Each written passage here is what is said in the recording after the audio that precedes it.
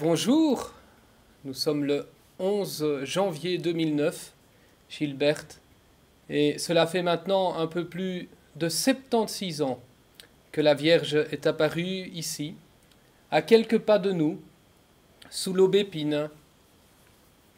Nous sommes chez les Sœurs de l'accueil de la doctrine chrétienne de Nancy, qui sont bien gentilles de nous accueillir cet après-midi pour dialoguer au sujet de ces apparitions.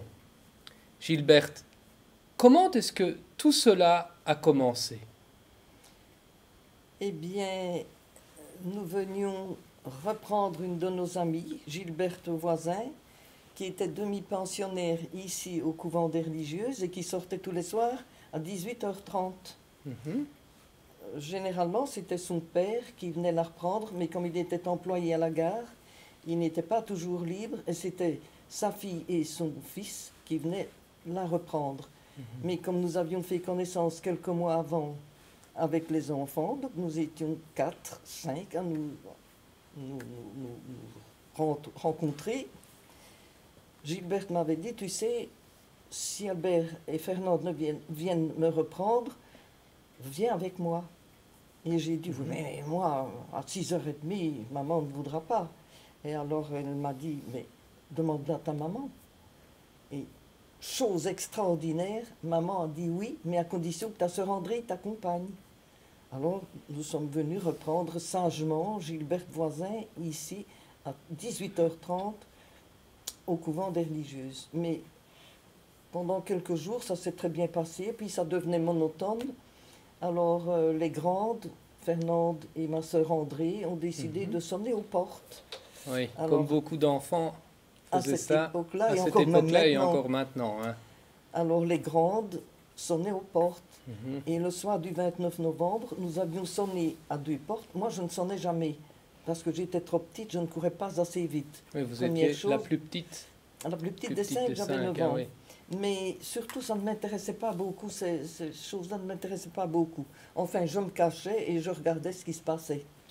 Le soir du 29 novembre 1932, nous avions sonné à 2 portes en partant et nous en avions laissé pour Gilberte Voisin quand elle sortirait, qu'elle ait aussi son plaisir d'aller sonner aux portes.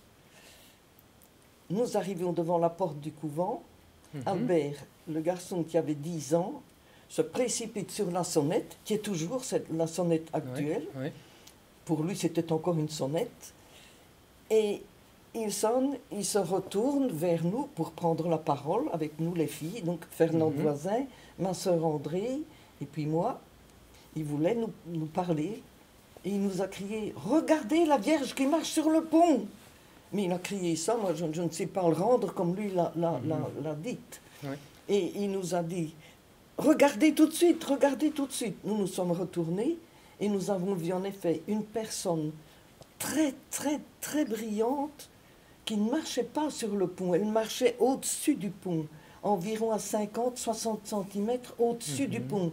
Elle marchait donc dans l'espace. Oui. Elle avait un nuage qui lui couvrait les pieds, et quand elle avançait, nous voyions très bien le mouvement de la jambe quand elle avançait. Mais nous avons eu une peur panique. Je ne pourrais jamais décrire cette peur non plus.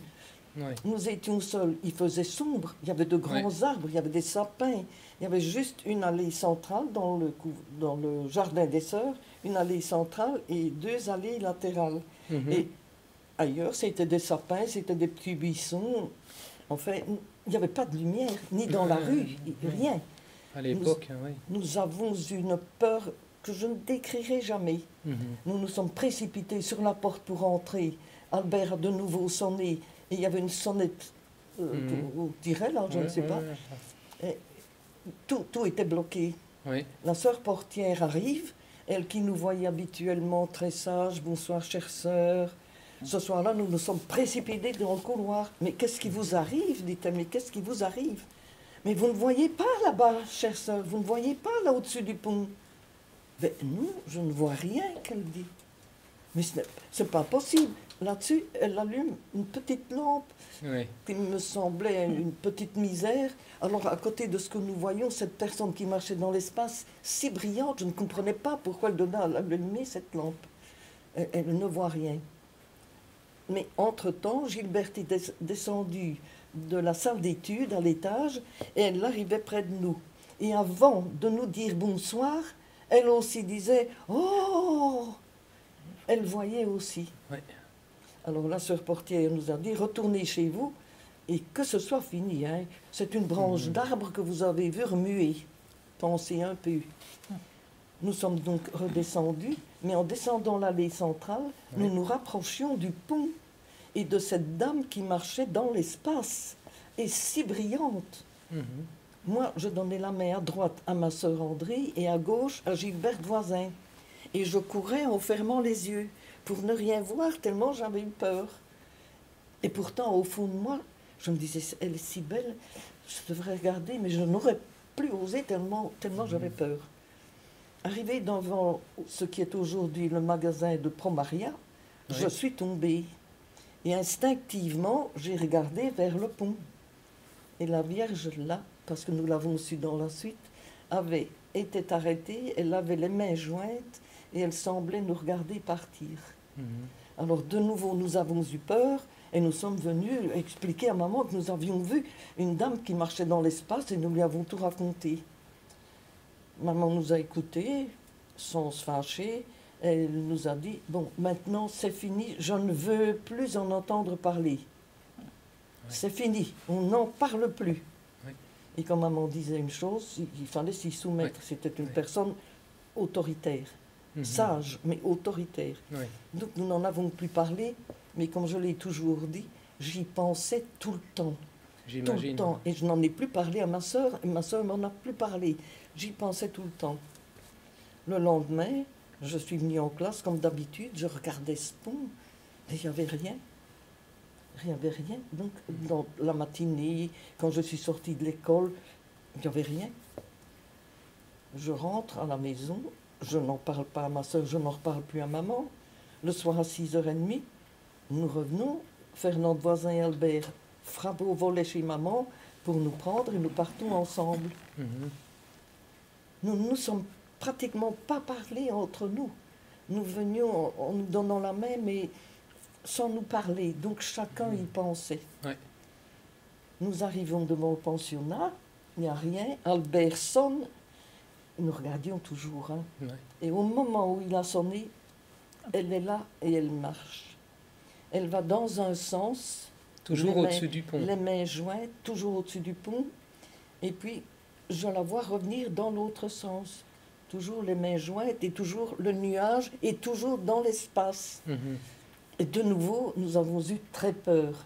Mais moins que la veille, parce que nous étions déjà un peu prévenus de quelque chose. Ce n'était pas comme la veille.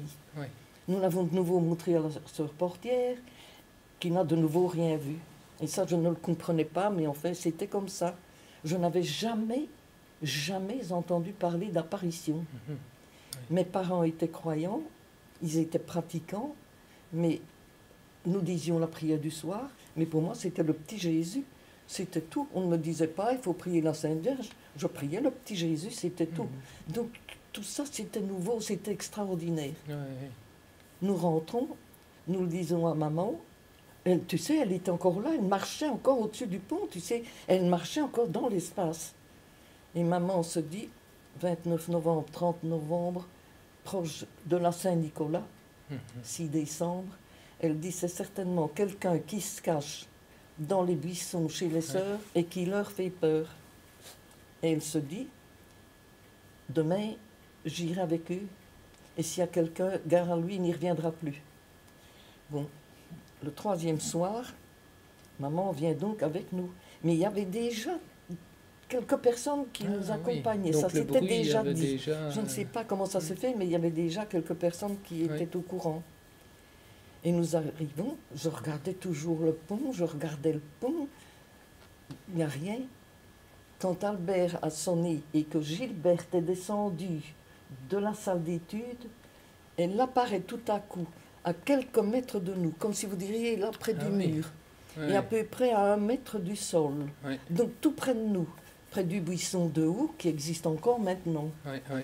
Elle avait les mains jointes, mais là nous sommes restés figés.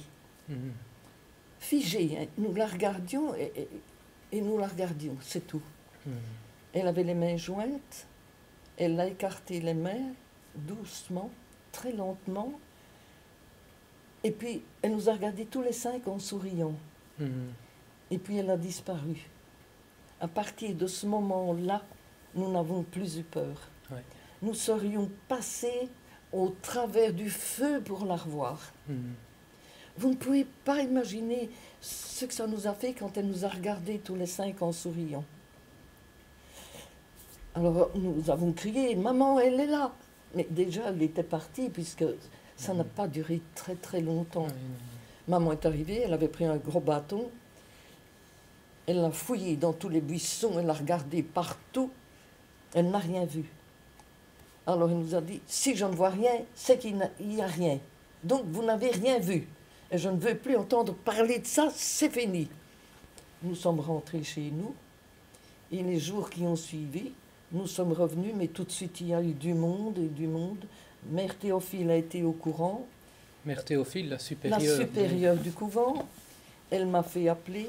Elle a fait appeler aussi Gilbert Voisin plus tard, je l'ai su. Mais moi, toute seule, elle m'a fait appeler. Elle m'a dit, qu'est-ce qu'on raconte maintenant? Parce que j'avais pensé, les autres aussi, je pense, il y avait une petite grotte de Notre-Dame de Lourdes, Mhm. avec une statue de Notre-Dame de Lourdes dans la grotte. Mhm. Alors je me dis, c'est peut-être cette statue qui marche, mais elle est tellement plus belle, tellement plus belle. Mhm. Alors, Mère Théophile me dit, qu'est-ce qu'on raconte? Vous dites que vous avez vu la statue qui marchait, mais je n'ai jamais entendu dire une sottise pareille. Et vous êtes ceci et vous êtes cela, et pour finir, vous êtes une petite menteuse. Et je ne veux plus vous voir chez moi le soir. Vous n'entrerez plus dans mon jardin. Je vais fermer les grilles à clé, je vais lâcher les 2 chiens dans la cour, et si vous persistez, j'avertirai la gendarmerie. J'avais bien promis de ne plus revenir parce que Mère Théophile, il fallait s'incliner. Mais le soir arrivé, il n'y a rien eu à faire. Nous y sommes revenus. Maman ne voulait plus, et nous y sommes revenus. C'était une force incroyable qui nous attirait, qui nous attirait. Mhm. Alors je me disais, il faut que nous soyons dans le jardin des religieuses, je disais même dans le jardin des sœurs, pour la voir. Où elle marche au-dessus du pont, où elle vient près du buisson de houx, mais il faut que nous soyons dans le jardin. Mère Théophile a fermé les grilles à clé, elle a lâché ses chiens, nous ne la verrons plus. J'avais un tel besoin de la voir, je n'ai pas expliqué ça. Nous sommes restés sur la rue, et je regardais le pont, et je regardais vers le haut pour voir ces buissons de houx, quand tout à coup, elle est venue sous l'aubépine, où elle est représentée maintenant, donc à quelques pas de nous, Et et tout près. très, très, très proche de nous, et à peut-être 50-60 cm du sol, donc vraiment très près de nous. Nous sommes tombés à genoux, comme si une force nous avait prises par les épaules et nous plaquait au sol. Ouais. Mais nous n'aurions pas pu rester debout. Mais elle était si belle, je n'aurai jamais de mots pour la décrire. Une beauté surnaturelle. Je ne disais même pas surnaturel à ce moment-là parce que je ne savais pas ce mot. Ouais, Je ne connaissais pas. Elle était au-delà de tout ce qu'on peut imaginer. Mhm. Alors, elle nous a parlé pour la première fois. Elle nous a demandé d'être bien sages. Ouais. Nous avons crié, oui, nous le serons toujours. Oui, nous le serons toujours. Nous avons fait ce que nous pouvions, mais... Alors, nous étions certains, surtout ma sœur André, si vous ne l'avez pas vu, au moins, vous l'avez entendu parler. Ouais. Parce que nous l'avions entendu avec nos oreilles. Et maman répond, pas content maintenant de voir quelque chose, ils entendent parler. Alors elle a encore été plus en colère. Vous ne pouvez pas savoir ce qu'a été la vie chez maman à partir de ce moment-là. Parce que tout de suite, il y a du monde, et du monde, je le comprends.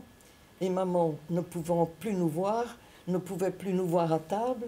Elle disait, comment peut-on être tranquille comme ça, avoir des mensonges comme ça sur la conscience, qu'elle disait. Quittez la table, je ne veux pas vous voir à ma table, je ne veux pas de menteuse à ma table. Alors, nous partions, ma sœur prenait sa tartine, elle allait manger à l'étable, près des vaches, et moi je prenais ma tartine et j'allais dans ma chambre manger ma tartine. Et ma sœur aînée, Jeanne, qui n'a jamais rien vu, elle était très pieuse, elle n'a jamais rien vu.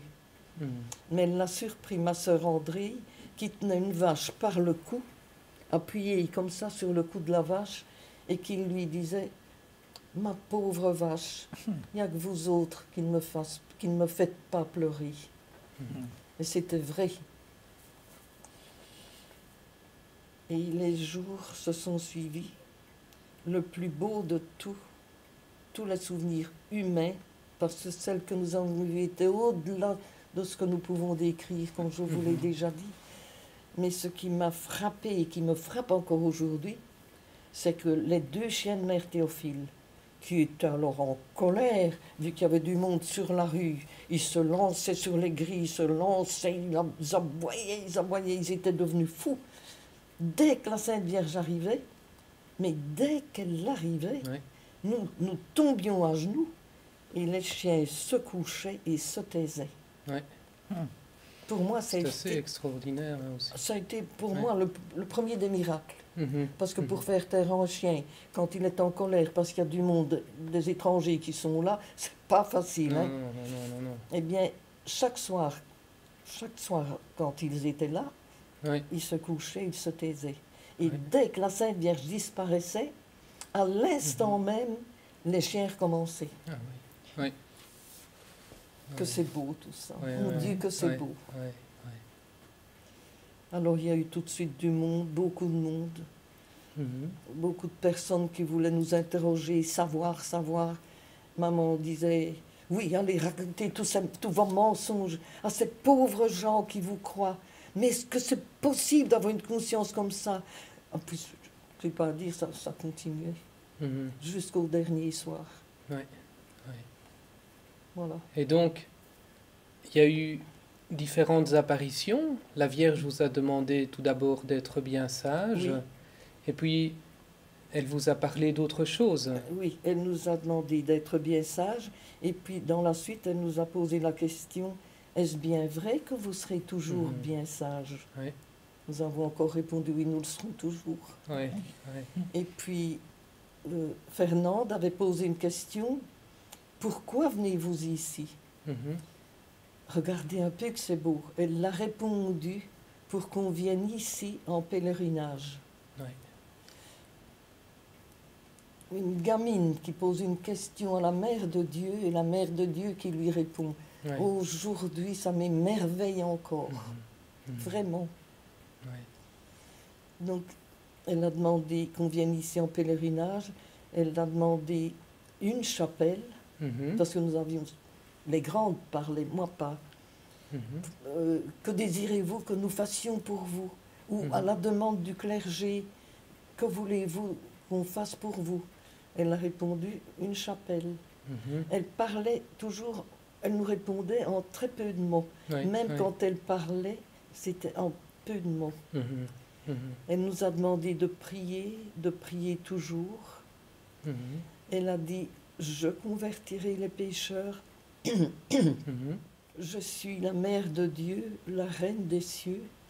Priez toujours. Je suis la Vierge Immaculée. Elle a demandé à Fernand Voisin, aimez-vous mon fils? M'aimez-vous? Alors sacrifiez-vous pour moi. Le dernier soir des apparitions. Soir. Et puis elle a confié un secret aux 3 plus jeunes.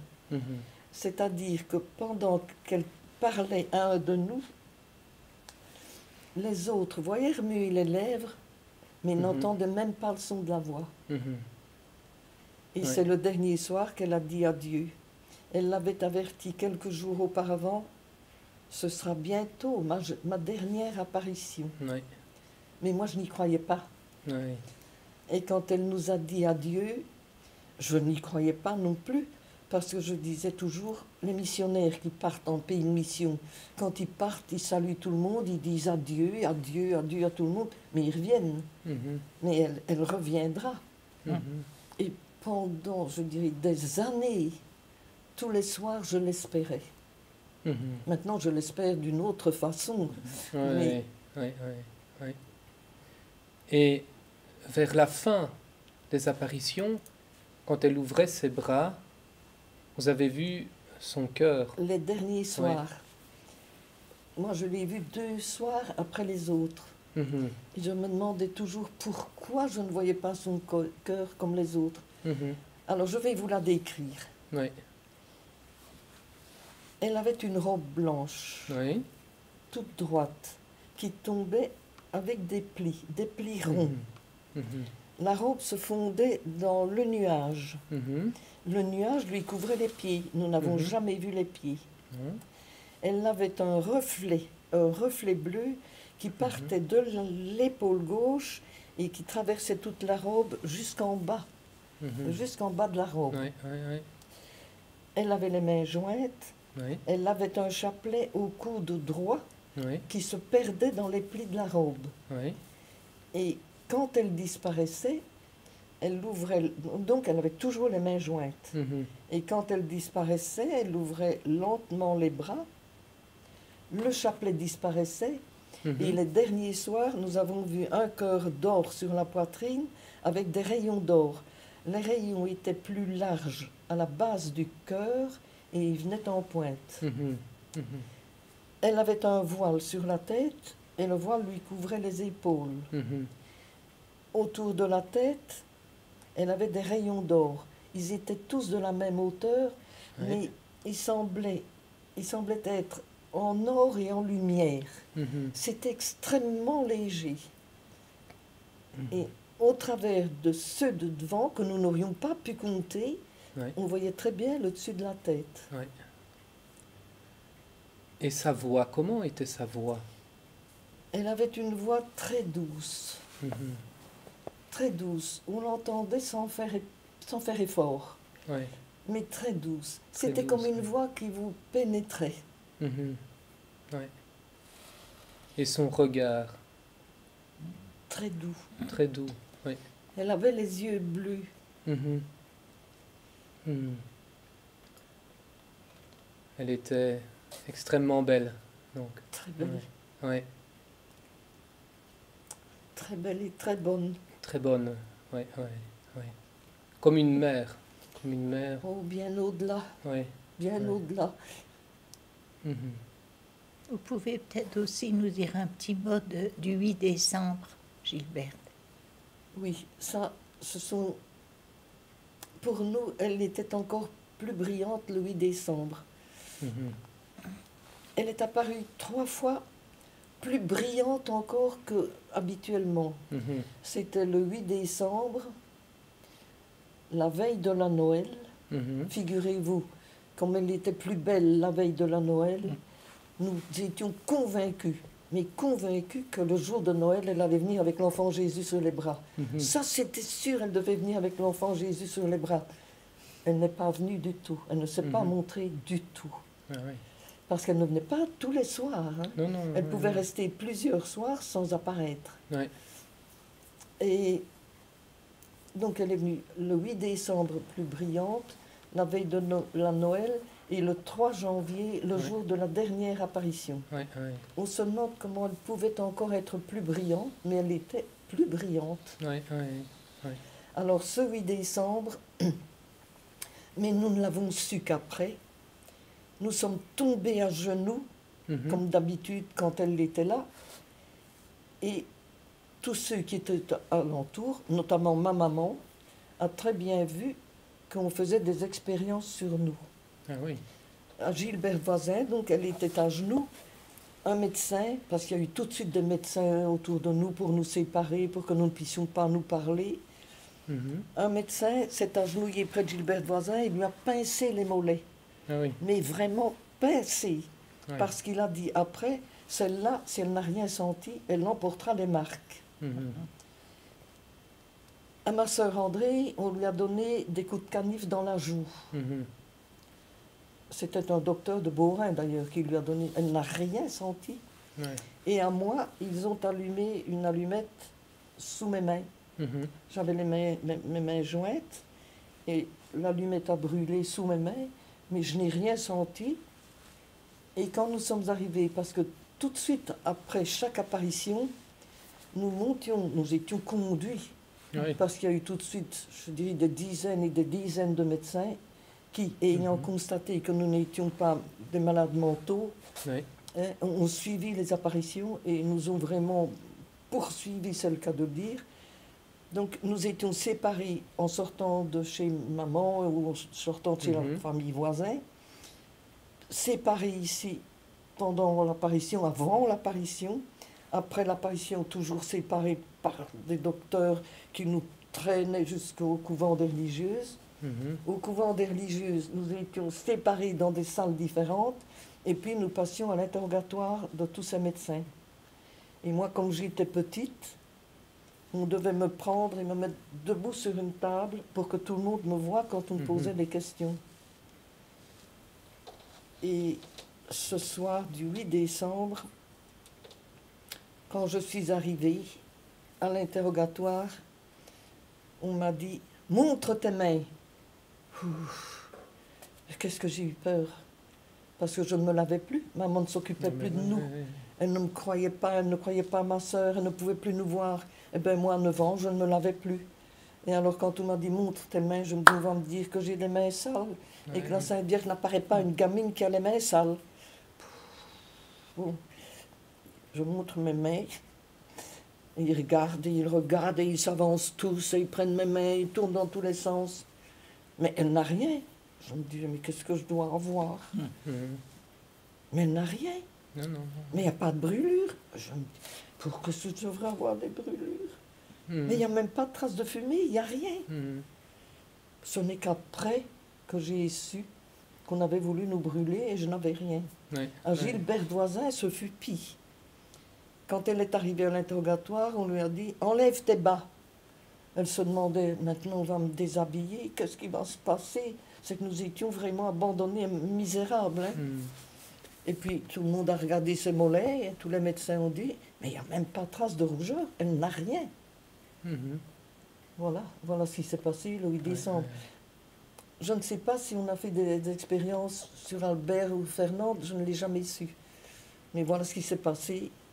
C'était l'extase, au fait. Vous étiez tellement pris par le ciel que vous ne sentiez plus. Je ne me suis jamais posé la question, je sais que je n'ai rien senti, c'est tout. Et au moment des apparitions, donc, vous étiez comme projeté au sol et vous tombiez sur le sol, hein, avec un choc qu'on pouvait entendre. Ah oui. Qui déchirait d'ailleurs vos bas. À chaque fois, et nous n'avions rien aux genoux. Et nous ne sentions rien. Et on entendait le choc des genoux, mais assez loin, paraît-il. Hein. Nous n'aurions pas pu rester debout. C'est comme si une force, mais une force énorme, nous avait pris tous les 5 et nous jetait à genoux. Nous n'aurions pas pu résister. Et nous ne sentions rien. La voix aussi. Et alors, Pardon? Votre voix aussi changeait, paraît-il. Ça, on l'a toujours dit, mais nous ne l'avons jamais remarqué non plus. Ça, je ne sais pas. Oui, paraît-il. Donc votre voix s'élevait. Il paraît. Et donc vous priez. Et plus rapidement. Donc des Je vous salue Marie, plus aigu comme ça. Il paraît. Mais alors, je vous ai dit, quand elle disparaissait, elle ouvrait les bras lentement. Et un soir, nous étions en train de réciter l'Ave Maria. Elle a commencé à ouvrir les bras. Nous nous sommes précipités pour achever notre Ave et en recommencer un autre. Elle a remis les mains jointes en nous regardant, en souriant en plus. Et puis nous l'avons retenue comme ça. Chaque fois qu'elle voulait l'enlever, nous recommencions un Ave et chaque fois elle remettait les mains jointes. Et tout au long des apparitions, vous avez développé avec Marie une relation privilégiée qui a été de plus en plus privilégiée, ou il y a eu une évolution ou, Non, non, je ne peux pas dire ça. Dès qu'elle était là, nous étions heureux, heureux, vous ne pouvez pas imaginer. Ouais. Et je me sentais dans la lumière, dans une belle lumière, j'étais bien. Et dès qu'elle disparaissait, paf, je me retrouvais dans le noir, avec tous ces médecins autour de nous, des gens qui nous attrapaient. C'était noir, noir, c'était dur, il n'y avait pas de transition. Et est-ce que vous avez le sentiment d'avoir été préparé à voir Marie Alors là, pas du tout. Ah, pas du tout, puisque je vous dis, nous faisions des farces, nous allions sonner aux portes. Et quand elle est arrivée, nous n'étions pas prêts du tout. Je n'avais jamais entendu parler d'apparition. Je vous ai dit, je priais le petit Jésus, comme maman me faisait prier, c'était tout. Et à votre avis, pourquoi est-ce que Marie est apparue ici et à vous? Ça, je me pose encore la question. Depuis plus de 70 ans, je me dis, pourquoi s'est-elle montrée à nous? À nous qui n'étions rien, mais rien. Ma sœur aînée nous faisait aller aux vêpres le dimanche, et nous disions, celle-là avec ses vêpres, hein. Voilà, c'était ça notre religion. Tandis que ma sœur aînée, qui n'a jamais rien vu, elle était pieuse, au-delà de pieuse. Hein.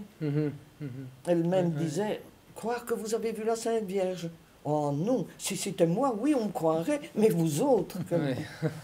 C'est vous dire que nous disions tous les soirs la prière du soir. Ça c'était acquis. Nous allions à la messe le dimanche, nous allions à la communion, ça c'était acquis. Mais en dehors de ça, c'était fini. Hein. Et pour vous, qu'est-ce que ça signifie être bien sage? C'est ce que j'ai dit quand j'étais déjà enfant, c'est tout faire pour le Seigneur, par amour du Seigneur, que toutes nos actions ne soient qu'une seule prière, une seule prière. C'est un peu le sens qu'on peut donner à la demande de Marie aussi, prier toujours. Mais ce toujours, c'est cela. C'est cela. Dans les choses qui nous plaisent, dans les choses qui nous fatiguent, dans les choses qui nous déplaisent, dans les choses que nous devons supporter, que ce soit toujours une prière. Ça, c'est mon impression. C'est ce que j'essaye de faire. C'est pas toujours facile. Et quelle est la chose, donc, ou l'expérience qui vous a rendu, disons, la plus malheureuse, au fond, du temps des apparitions? Qu'est-ce qui était dur pour vous? Que maman ne nous croit pas. Ah oui, ça a été la chose la plus horrible, parce que nous avions perdu notre papa 1 an avant. Et nous avons eu un père qui était extraordinairement papa. Ces 3 filles, pour lui, c'était le monde. Il n'y avait pas mieux. Ma sœur aînée était toujours première en classe. Ma sœur André était toujours à la queue. Hein, et il l'aimait beaucoup.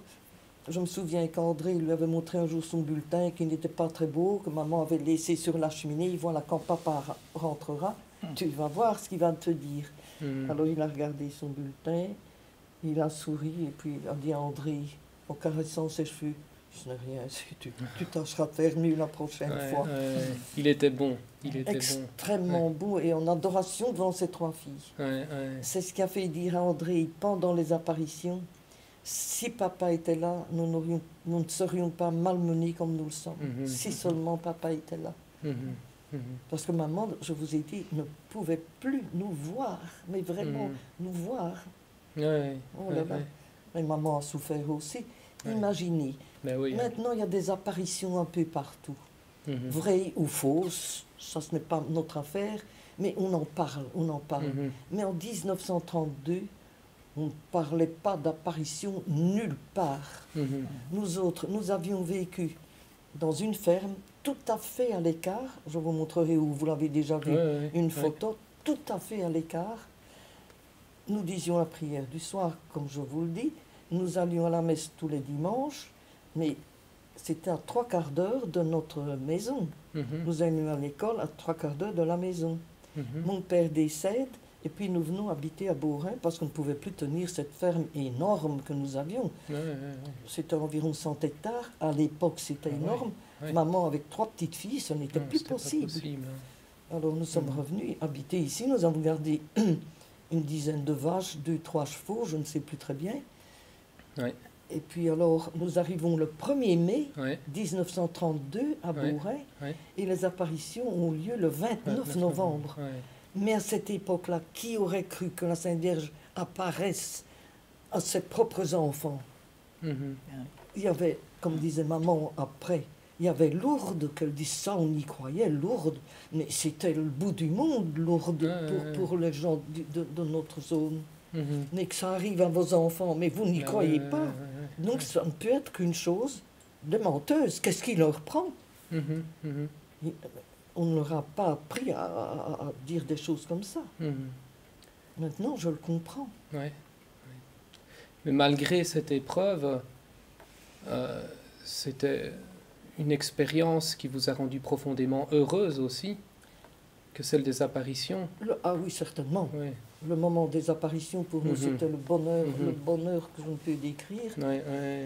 Mais nous en avons quand même beaucoup souffert, et même après.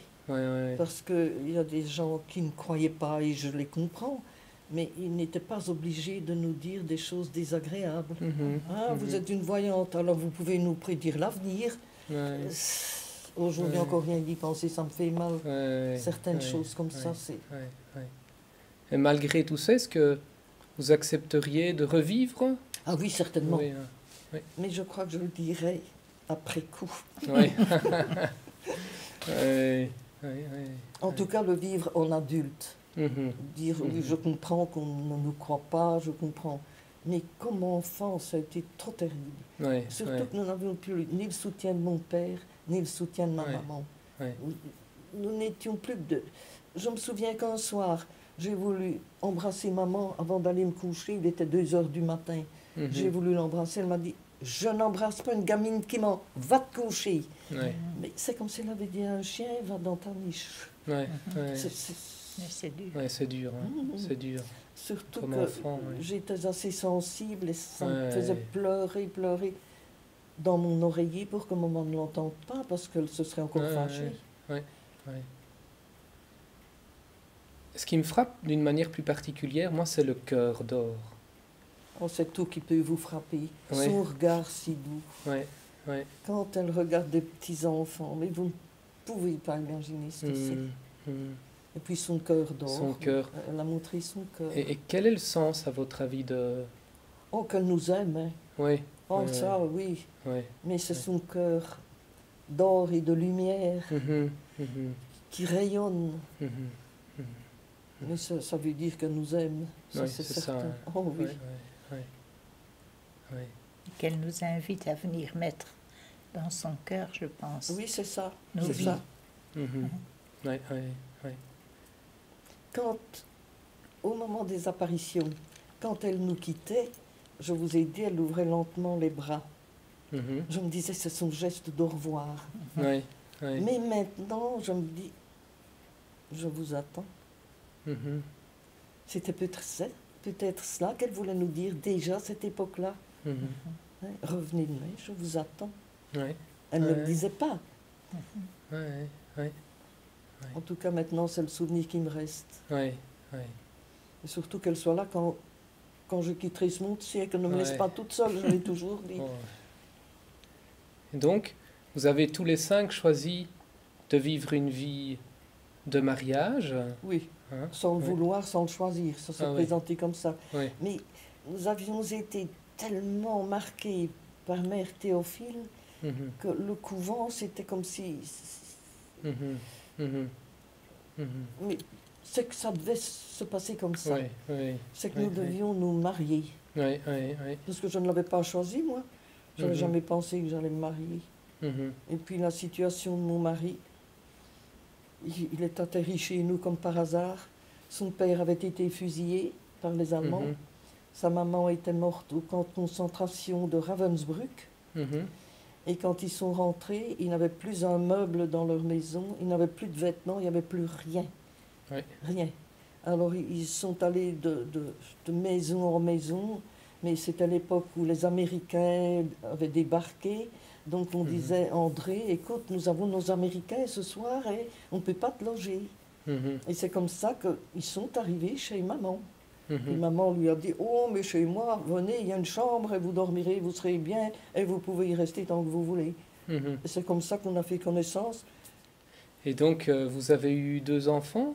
Oui, 2 fils. Et vous avez vécu en Italie pendant 47 ans. Oui, près de 50 ans, c'est ce que j'allais vous dire. Ouais. Oui. Et puis vous avez souhaité revenir ici à Beaurain. Depuis le premier jour en Italie, j'ai attendu ce jour où je reviendrai à Beaurain pour l'Aubépine, pour cet endroit-là, parce que mon cœur est resté là. Ouais. Et maintenant, vous aimez venir, quand vous le pouvez, prier à l'Aubépine? Ah oui, je voudrais y venir beaucoup plus souvent, mais maintenant, j'ai difficile de marcher. Ben oui, enfin, oui. Je dis toujours au Seigneur, ne vous privez pas de moi là-haut, hein, parce que moi, je voudrais bien. Oui. Notamment à l'occasion des anniversaires des apparitions que nous avons fêtés le 29, le 3 janvier, il y a quelques jours encore. Ce sont des moments faciles pour vous, difficiles pour vous? De très beaux souvenirs, mais avec toujours un vide. Oui. Oh oui. Oui. Oh oui. Depuis qu'elle nous a quittés, d'ailleurs tous les 5 nous avons ressenti la même chose. Hein. Elle nous a toujours manqué. C'est comme si, je vais vous faire une petite comparaison minable, quand vous aimez beaucoup quelqu'un et que ce quelqu'un est parti, ben, vous vous dites, mais il reviendra ou il reviendra peut-être dans 15 jours, dans 3 semaines. On désire revoir la personne qu'on aime bien. Mais ici, c'est au-delà de ça. Ouais. C'est un vide pour nous. Et aujourd'hui, comment souhaiteriez-vous que l'on accueille ce message? Ah, ça, c'est une bonne question et ça me fait plaisir d'y répondre. Parce qu'elle nous a demandé qu'on vienne ici en pèlerinage. Oui. Elle nous a demandé de prier beaucoup, de prier toujours. C'est ça que je voudrais qui se concrétise ici. Je voudrais voir des pèlerinages pour elle, qui viennent pour elle. Et je crois que c'est réalisable, parce qu'ici, ce n'est pas comme dans beaucoup de lieux d'apparition où il y a de jolies choses à visiter. Ici, il n'y a rien. Il y a le pont du chemin de fer. Il n'y a pas de possibilité de faire de belles excursions. C'est pas hyper touristique. Il n'y a rien. Quand on vient, c'est pour elle. Et c'est ça que je voudrais bien, que tout le monde comprenne et qu'on vienne ici. Pensez un peu qu'elle est venue en Belgique. C'est ça qu'on n'arrive pas à réaliser. Ma sœur André disait toujours, peut-être que quand nous serons morts tous les 5, ils prendront conscience que la Sainte Vierge est venue chez eux. Parce que maintenant on dit, oui mais celui-là il a tel défaut, celle-là elle ne fait que ceci, elle fait ça. On a trop le regard posé sur nous, qui sommes rien. C'est ce que je dis depuis toujours. Nous avons été choisis sans le mériter. Il n'y a pas à dire qu'on était plus ceci ou plus... Nous n'étions rien. Choisis. Gratuitement. Ah oui, absolument. Et nous avons fait tout ce que nous avons pu pour transmettre le message. Et puis qu'après notre mort, qu'on nous ferme et puis qu'on nous oublie et qu'on se souvienne qu'elle est venue là. Et justement, quel message transmettriez-vous aux gens d'aujourd'hui, mais aussi aux générations futures, aux jeunes d'aujourd'hui, mais aussi aux générations futures? C'est ce que je viens de vous dire. C'est ce que je viens de vous dire. Hein. La prière, la prière, la prière, la pénitence, parce qu'elle a dit sacrifiez-vous pour moi. Aimez son fils. Je convertirai les pécheurs. Mais là, il faut qu'elle y mette la main aussi. Hein. Donc, il faut que nous soyons prêts à l'aider à convertir. Il faut qu'elle y mette la main, puisqu'elle l'a dit. Ah, elle l'a dit, hein. Je convertirai les pécheurs. Oui, oui. Ouais. Il faut d'abord qu'elle essaye de nous convertir nous-mêmes. Oui. C'est-à-dire vous aussi. Oui, c'est-à-dire moi aussi, hein, bien et sûr. vous aussi, bien vous sûr. savez, c'est vrai. Oui, je sais. Oui. Eh bien, voilà. Je vous remercie, Merci. n'allez pas plus loin. Merci. Merci de m'avoir écouté et tâchez de vous souvenir de ce que je vous ai demandé maintenant. Oui. Les pèlerinages et la prière pour elle. Oui. Merci beaucoup, Merci. Gilberte. Merci. Merci pour ce beau témoignage que vous nous donnez. Et à nous maintenant de répondre aussi à l'appel de Marie, de venir ici en pèlerinage, de prier beaucoup, de prier toujours, de nous convertir et d'être toujours bien sages, c'est-à-dire tout rapporter à Dieu. Voilà. Merci beaucoup. Merci, Gilbert.